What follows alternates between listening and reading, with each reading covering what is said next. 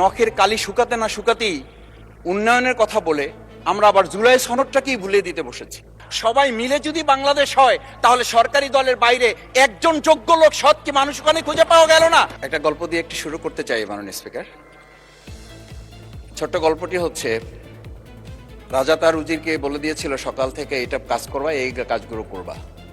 উজির বলেছিল যে আমাকে যে কাজগুলো বলেন কোনটা কখন গুরুত্বপূর্ণ কোনটা ছুটে যায় তার চেয়ে আপনি আমাকে একটা তালিকা করে দিলে ভালো হয়। একটা তালিকাও করে দিয়েছিল। তালিকা দেখে দেখে সে কাজ শুরুই করেছিল।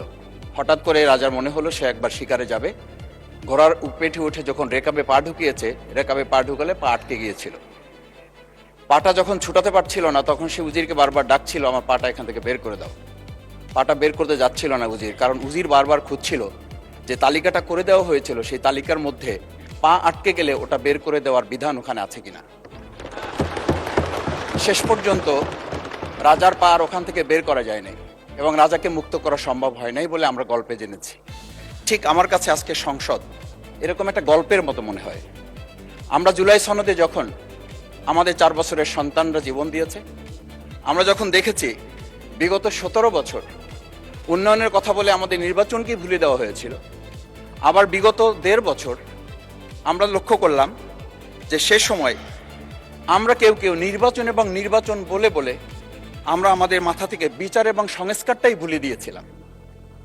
আবার এখন এসে আমরা দেখলাম যে আমাদের নখের কালি শুকাতে না শুকাতেই উন্নয়নের কথা বলে আমরা আবার জুলাই সনদটাকেই ভুলিয়ে দিতে বসেছি।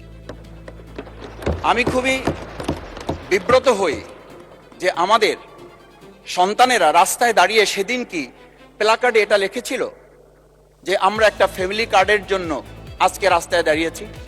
সেদিন তারা দাঁড়িয়েছিল, মাননীয় স্পিকার, সেদিন তারা দাঁড়িয়েছিল, লেখা ছিল রাস্তাগুলোতে আমাদের সন্তানেরা বুকে গুলিবিদ্ধ হয়ে পা হারিয়ে চোখ হারিয়ে দাঁড়িয়ে রাস্তা ব্যারিকেড দিয়ে লেখা ছিল রাস্তা সংস্কারের কাজ না, রাষ্ট্র সংস্কারের কাজ চলছে। আমরা যেন সংস্কারের কথাটা মাথায় নিতে পারছি না। আমরা সংস্কারের পরিবর্তে এখন আমরা সংশোধনের দিকে যাচ্ছি। আমরা তো এই সংশোধনীর জন্য আমাদের ছেলেরা, আমাদের তরুণ যুবকরা, আমাদের জনতারা কাজ করে নাই। আমি একটা কথা পরিষ্কার বলি, অ্যামেন্ডমেন্টের জন্য তো শেখ হাসিনাও সেদিন অফার করেছিল 24 ঘন্টা দরজা খোলা আছে, তোমরা সংশোধনের জন্য আসো। সেদিন এই ছাত্র জনতা সংশোধন মেনে নেয়নি, তারা সংস্কারের জন্য কথা বলতে চেয়েছিল। আজকে আমরা সংস্কারটা মাথায় নিতে পারছি না কেন? মাননীয় স্পিকার, আমি আর একটা কথা আপনাকে একটু স্মরণ করানোর জন্য বলছি। আমরা ছোট সময় আমি বাংলায় সাহিত্যে অনার্স করা, আজকে আমাকে আপনি স্নেহের সাথে মাসুদ বলে বলেছেন। আমার সংসদের নাম শফিকুল ইসলাম। এই মাসুদ নামটা যারা একেবারে খুব আমাকে স্নেহ করেন, আদর করেন, তারাই ডাকে। আমি বাংলার সাথে আমাদের রাষ্ট্রবিজ্ঞানের ছিল, রাষ্ট্রবিজ্ঞানে আমরা ছোট একটা বাক্য পড়েছিলাম, নেসেসিটি নোস নো লস। আমরা এই নেসেসিটিটাকে আজকে একটা সংবিধানের ধারাবাহিকের মধ্যে আমরা আটকে ফেলেছি। আমরা লাইন খুঁজতেছি, আমরা দাড়ি কমা সেমিকোলন খুঁজতেছি। আমরা আজকে পরিষ্কার একটা কথা বুঝি যে আমাদের এই সংস্কারের প্রয়োজনটা এই কারণে দরকার হয়েছে, এই প্রস্তাবটা এজন্য উত্থিত হয়েছে যে এটা 30 কার্য দিবসের মধ্যে যেখানে করার কথা ছিল সেখানে আমরা খাল খননে গুরুত্ব দিলাম, ফ্যামিলি কার্ডে গুরুত্ব দিলাম, কৃষি কার্ডে গুরুত্ব দিলাম, আমরা আরো অনেক কাজে গুরুত্ব দিলাম। অথচ যেটার জন্য আজকে নির্বাচন করে আমরা এখানে নিজেরা কথা বলার সুযোগ পেলাম, সেই সংস্কার আমরা নজর দিতে পারলাম না কেন? মাননীয় স্পিকার, আমি আর দুটো কথা বলি। আমরা আমাদের প্রিয় মাতৃভূমি বাংলাদেশ, এই বাংলাদেশের সামগ্রিক প্রয়োজনকে সামনে রেখে আমাদের একটা কথা মাঝে মধ্যেই বলতে হয় যে আমরা যখন এই রাষ্ট্র সংস্কারের কথা, আমাদের সংবিধানের ধারাগুলোর কথা বলি, আমাদের কাউকে আমরা এই কথা বলতে শুনি যে গণভোটে যে 4টা বিষয় উল্লেখ করা হয়েছে, আমাদের এই 70% লোকরা ভোট দিয়েছে, 51% সরকারি প্রতিনিধিত্ব করছেন। আমি তো একটা কথা যদি পরিষ্কার করে সরকারি বেঞ্চে যারা আছেন, ট্রেজারি বেঞ্চে যারা আছেন, তাদের বিনয়ের সাথে যদি জিজ্ঞেস করতে চাই যে আমরা 51% ফ্যামিলি কার্ডের পক্ষে ভোট দিয়েছে আর আমাদের 70% তো জুলাই সনদের ভিত্তিতে রাষ্ট্র গঠনের পক্ষে ভোট দিয়েছে।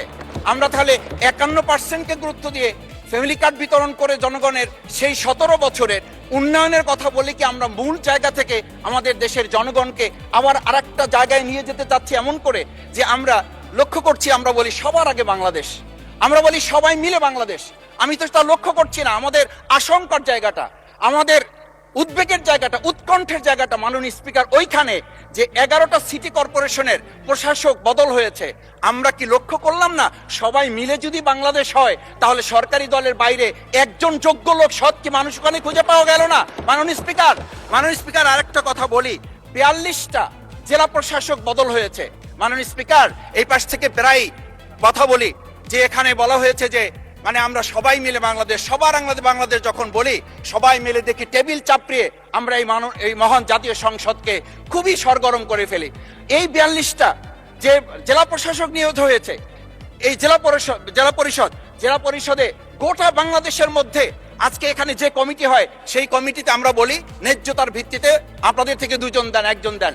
মাননীয় স্পিকার, খুবই বিনয়ের সাথে জিজ্ঞেস করি, আমরা কি সেই নতুন বাংলাদেশের দিকে যেতে পেরেছি যেই বাংলাদেশে এই 42 জন জেলা পরিষদের একজন জেলা পরিষদকে আমরা কাউকে খুঁজে বের করতে ওখানে ন্যায্যতার ভিত্তিতে দিতে পারলাম না? মাননীয় স্পিকার, আমরা তত্ত্বাবধায়ক আমাদের অন্তর্বর্তীকালীন সময়ে যখন 1-2 জায়গায় এরকম প্রশাসক নিয়োগ হয়েছে আমরা বললাম এটা সংবিধান লঙ্ঘন এবং এটা গণতন্ত্রের সাথে সাংঘর্ষিক।